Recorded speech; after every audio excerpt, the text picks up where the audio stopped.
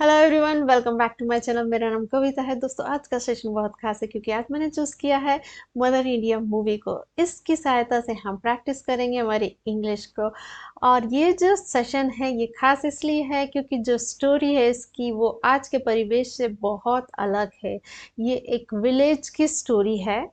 तो यहाँ पर हमें नए वोकैबुलरी वर्ड्स, नए सेंटेंस स्ट्रक्चर मिलेंगे। तो चलिए शुरू करते हैं बिना देरी किए। दोस्तों, आज का सेशन शुरू करने से पहले एक खास बात। यहाँ पर ये जो स्टोरी है इसको सिर्फ आपको सुनना और समझना ही नहीं बल्कि इसकी प्रैक्टिस भी करनी है। वो कैसे करेंगे आपको इस स्टोरी को 2-3 बार पढ़ना है और फिर अपने सेंटेंस स्ट्रक्चर यूज करके इसे इंग्लिश में बोलने की कोशिश करना है। इससे आपकी जो है फ्लुएंसी इंप्रूव होगी, इसमें आई हुई ग्रामर आपको याद रहेगी और जो वोकैबुलरी है वो भी याद रहेगी। तो चलिए शुरू करते हैं। Long time ago in a village there lived a woman named Radha. Long time ago, बहुत समय पहले, इन अ विलेज, एक गांव में, there lived a woman, lived का मतलब रहती थी। कौन? अ वुमन, एक महिला, नेम्ड राधा, राधा नाम की। तो बहुत समय पहले गांव में एक राधा नाम की महिला रहती थी। अब ये जो सेंटेंस है वो है देयर से शुरू हुआ है, तो जो इसका जो सब्जेक्ट होगा वो वर्ब के बाद होगा। लिव्ड हमारी वर्ब है, तो अ वुमन इसका सब्जेक्ट है और लिव्ड इसकी वर्ब है। ये पास्ट इंडेफिनिट का सेंटेंस है, वर्ब की सेकंड फॉर्म लगी है। इसकी फर्स्ट फॉर्म होगी live, second form lived, third form lived. अब ये जब सिंगल महिला की बात करेंगे तो हम उससे प्रोनाउंस करेंगे वुमन, और जब प्लूरल है, महिलाएं हैं, तो प्रोनाउंस करेंगे women. She was the heart and soul of her family, a devoted mother of 2 sons and a daughter. She was मतलब वो थी क्या? दिल, heart and soul, आत्मा किसकी थी? Of her family, उसके परिवार की। और कॉमा लगा के एक्स्ट्रा इंफॉर्मेशन दे रहे हैं राधा के बारे में। क्या? A devoted mother, एक समर्पित माँ। किसकी थी? 2 sons, 2 बेटा और एक बेटी की। तो वो सब कुछ थी। हार्ट एंड सोल का मतलब होता है वो सब कुछ थी उसके परिवार की, और वो एक समर्पित माँ थी, 2 बेटा और एक बेटी की। शी ये सब्जेक्ट है, वॉज इसकी वर्ब है, ये स्टेट ऑफ बीइंग है पास्ट का। और डिवोटेड मदर, इसको समझते हैं। डिवोटेड ये एडजेक्टिव का काम कर रहा है क्योंकि ये जो मदर है ये नाउन है, और नाउन की विशेषता बताने वाले शब्द एडजेक्टिव होते हैं। और ये जो डिवोटेड है ये वर्ब की थर्ड फॉर्म है और इसको पास्ट पार्टिसिपल भी कहते हैं। इसको और समझते हैं। अगर मैंने कहा this is a broken chair, तो कुर्सी कैसी है? टूटी हुई है। चेयर की एक्स्ट्रा इंफॉर्मेशन दे रहे हैं और वो भी वर्ब की थर्ड फॉर्म लगाकर। तो ये काम करेगी पास्ट पार्टिसिपल का और एडजेक्टिव का विशेषता बताने का। Life in the village was both beautiful and challenging. Life मतलब जीवन, इन द विलेज गांव में, वॉज बोथ दोनों था। क्या? सुंदर, ब्यूटीफुल, और क्या था? चैलेंजिंग, चुनौतीपूर्ण। तो जो गांव का जीवन था वो दोनों था, चुनौतीपूर्ण भी था और सुंदर भी था। लाइफ जो है ये सब्जेक्ट है, वॉज इसकी वर्ब है, स्टेट ऑफ बीइंग का सेंटेंस, ये पास्ट का स्टेट ऑफ बीइंग है।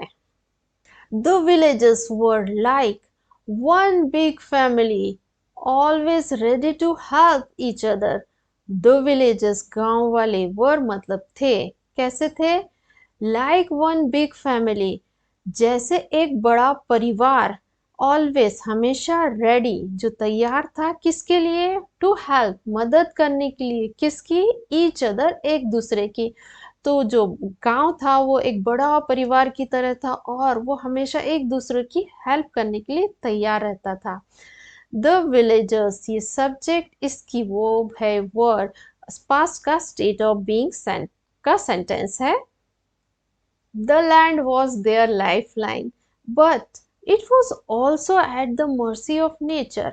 द लैंड वॉस मतलब जमीनें थी। क्या? देयर लाइफ लाइन उनकी जो जीवन रेखा थी, मतलब उनका जो जीवन यापन होता था वो उनकी जमीनों के द्वारा होता था।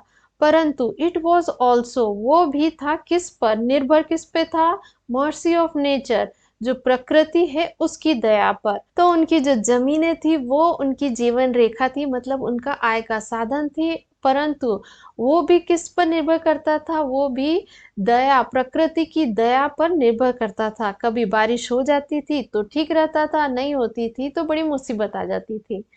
द लैंड, ये सब्जेक्ट, वॉज इसकी verb, state of being past का। बट ये कंजक्शन है, इट सब्जेक्ट है, वॉज इसकी वर्ब है, पास्ट का state of being. Sometimes rain was scarce and the land would wither away under the scorching sun. Sometimes कभी कभी rain was scarce, कम बारिश होती थी, and और क्या, the land जो जमीनें थी, would मतलब रहती थी, wither away होता है सूखी, कैसे, under the scorching sun, scorching sun होता है तपता सूरज के नीचे। तो कभी कभी जो रेन बहुत कम होती थी और जो जमीनें थी वो पूरी तपते सूरज के नीचे रहती थी। द रेन सब्जेक्ट, वॉज इसकी वर्ब, पास्ट का स्टेट ऑफ बीइंग का सेंटेंस। एंड यहाँ कंजक्शन है, द लैंड, ये सब्जेक्ट और इसकी वर्ब है, वुड विदर अवे, वुड को समझते हैं, वुड पास्ट फॉर्म है विल का, और जो वुड का यूज किया जाता है यूज टू की जगह। ऐसा काम, जो काम हम पास्ट में किया करते थे और अब नहीं करते हैं, उस काम के लिए हम यूज करते हैं यूज टू या वुड का यूज। तो यहाँ कहने का मतलब ये है कि जमीनें जो थी वो सूखी रहा करती थी। Other times it would flood, washing away their hopes and crops. Other times मतलब दूसरी ओर या दूसरे समय क्या होता था, इट वुड फ्लड, बाढ़ आया करती थी, पास्ट का कोई हैबिट या आदत की बात कर रहे हैं। क्या, वॉशिंग अवे, धोते हुए किसको, देयर होप्स, उनकी उम्मीदों को, और उनकी क्रॉप्स मतलब फसलों को। तो यहाँ कहने का मतलब ये है कि कभी तो बहुत सूखा पड़ जाता था और कभी बाढ़ आ जाती थी और वो सब बहा के ले जाती थी उनकी उम्मीदों को और उनकी फसलों को। इट, ये सब्जेक्ट और इसकी वर्ब है वुड फ्लड, ये पास्ट इंडेफिनिट का sentence. As the year past challenges grieve, as the year pass मतलब होता है साल बीतते गए, चैलेंजेस मतलब चुनौतियां, ग्रीव मतलब बढ़ गई, तो जैसे जैसे समय बीता वैसे वैसे चुनौतियां भी बढ़ गई। चैलेंजेस ये सब्जेक्ट, इसकी वर्ब है ग्रीव, ये V2 है, पास्ट इंडेफिनिट का सेंटेंस, इसका फर्स्ट फॉर्म होगा grow, second form grew, third form grown. A moneylender named Sukhilal used to lend money to the villagers at exorbitant interest rate, trapping them in debt. A moneylender होता है एक साहूकार, named नाम का, किस नाम का, सुखीलाल, और वो क्या करता था, वो किया करता था लैंड मनी मतलब उधार पैसे दिया करता था, किसको, टू द विलेजर्स, गांव वालों को, कैसे, एट लगा के बताया है, एग्जॉर्बिटेंट मतलब अत्यधिक, इंटरेस्ट रेट ब्याज दर पर, और ऐसा करके वो क्या करता था, उनको फंसाता था, ट्रैपिंग मतलब फंसाते हुए उनको डेप्ट में, कर्ज में। तो जो सुखीलाल नाम का जो मनी लैंडर था, साहूकार था, वो उनको दिया करता था पैसे उधार, बहुत ही ज़्यादा ब्याज दर पर, एग्जॉर्बिटेंट इंटरेस्ट रेट पर, और ऐसा करके वो उनको फंसाता था कर्ज में, डेट में। A money lender named Sukhilal, ये सब्जेक्ट और इसकी वर्ब है यूज टू, पास्ट में ये कोई काम किया करता था, तो ये जो पास्ट इंडेफिनिट का सेंटेंस है। But Radha refuse to borrow money from him even when times were tough.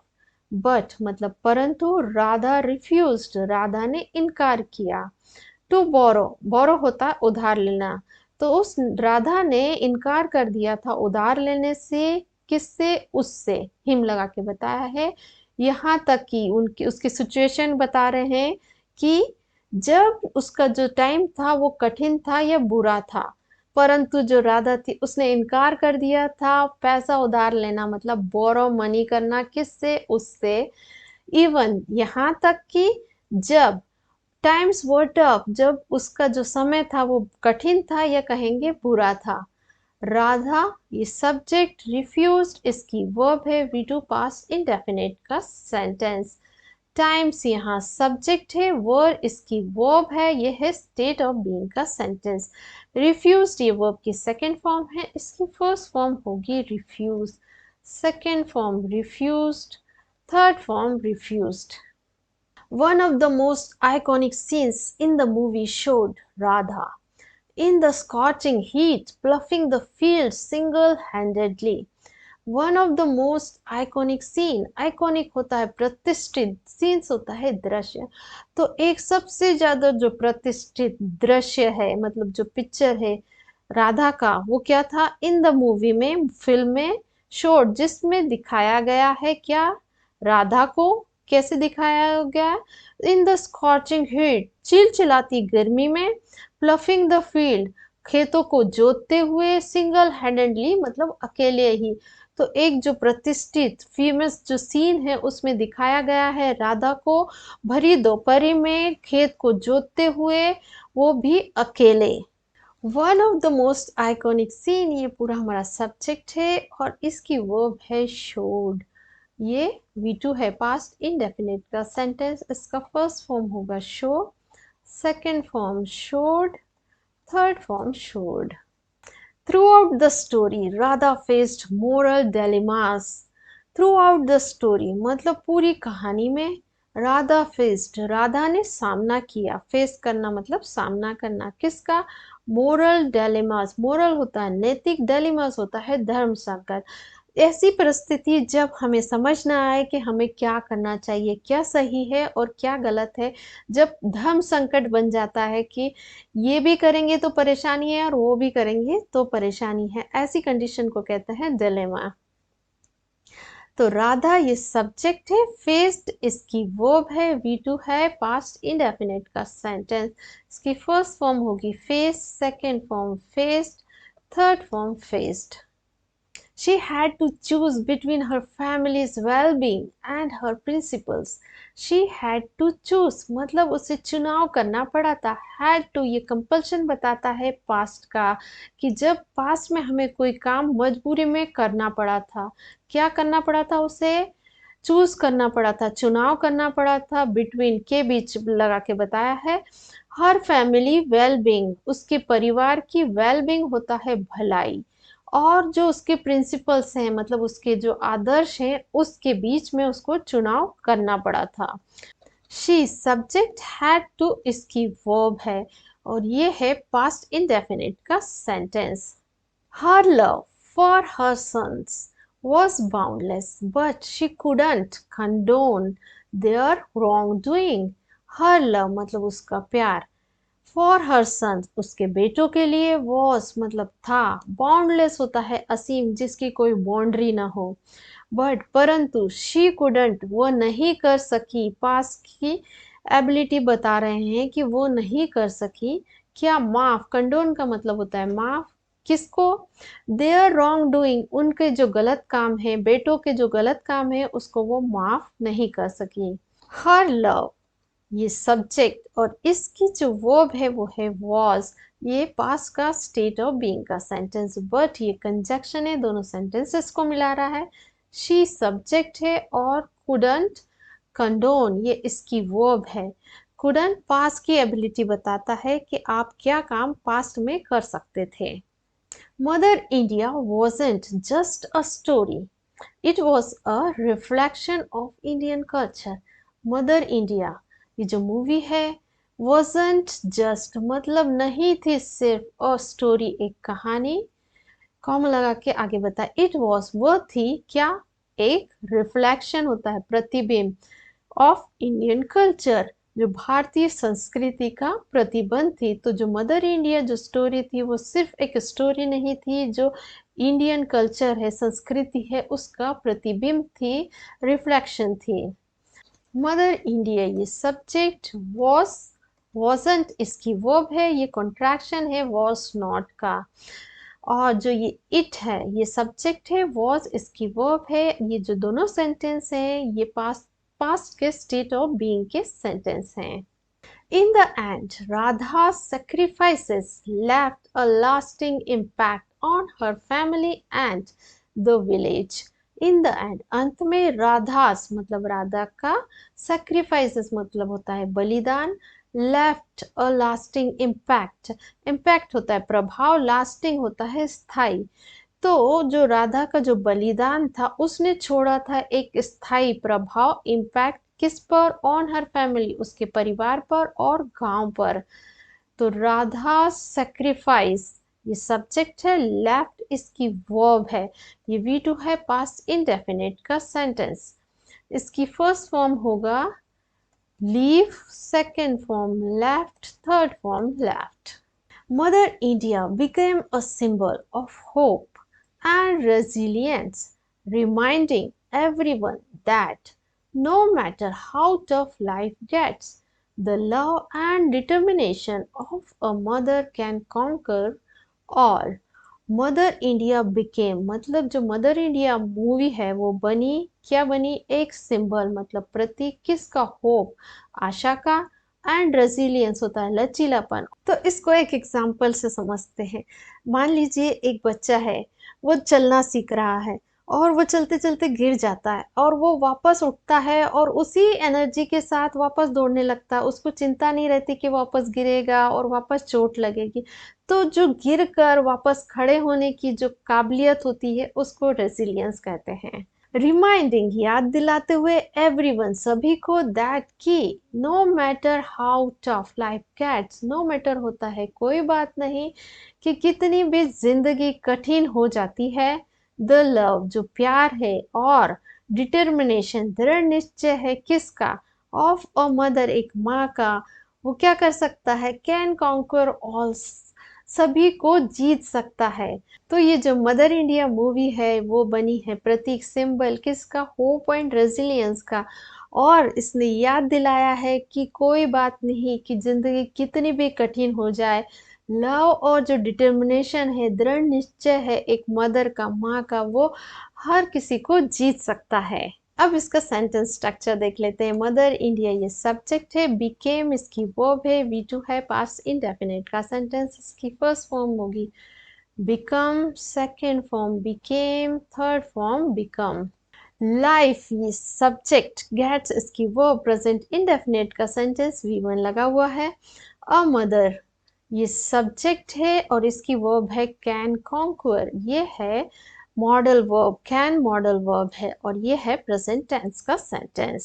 So friends अभी के लिए इतना ही, मिलते हैं नेक्स्ट वीडियो में। पर जाने से पहले मेरे चैनल को लाइक, शेयर और सब्सक्राइब जरूर कीजिए। Till then bye bye.